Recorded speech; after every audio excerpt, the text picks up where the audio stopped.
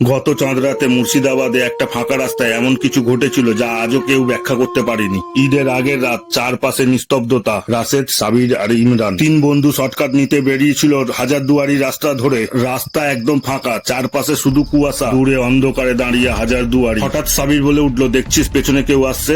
রাশেদ পেছনে তাকালো, কিন্তু কেউ নেই। ছপ ছপ ছপ ছপ করে কারোর হাঁটার শব্দ। ওরা এগাতে গেল আর পৌঁছালো কাটোয়া মসজিদের কাছে। ঠিক তখন বাইকটা নিজে থেকেই বন্ধ হয়ে গেল, আর পিছন থেকে একটা ফিসফিসে আওয়াজ, ফিরে যাও। তিনজন একসাথে পিছনে তাকালো, কেউ নেই। হঠাৎ রাস্তার মাঝখানে দাঁড়িয়ে এক মানুষ, সাদা পাঞ্জাবি, মুখ দেখা যাচ্ছে না। লোকটা হাত তুলে ইশারা করলো, এই পথে যেও না। সাবির চিৎকার করে উঠলো, ভাই আপনি কে? লোকটা কোনো উত্তর দিল না। ধীরে ধীরে অন্ধকারে মিলিয়ে গেল। ইমরান মোবাইলে আলো জ্বালালো, আর যেটা দেখলো সেটা সব থেকে ভয়ে। মাটিতে কোনো পায়ের ছাপ নেই, তবুও চপচপ শব্দটা আবার শুরু হলো। ভয়ে ওরা দ্রুত বাইক ঘুরিয়ে পালিয়ে গেল। পরদিন সকালে রাশেদ জানতে পারলো, গত চাঁদ রাতে ঠিক ওই জায়গায় একজন মানুষ অ্যাক্সিডেন্টে মারা গেছে, আর মরার আগে সে শেষবার বলেছিল, এই পথে যেও না। আজও নাকি চাঁদ রাতে ওই রাস্তায় গেলে শোনা যায়, ফিরে যাও।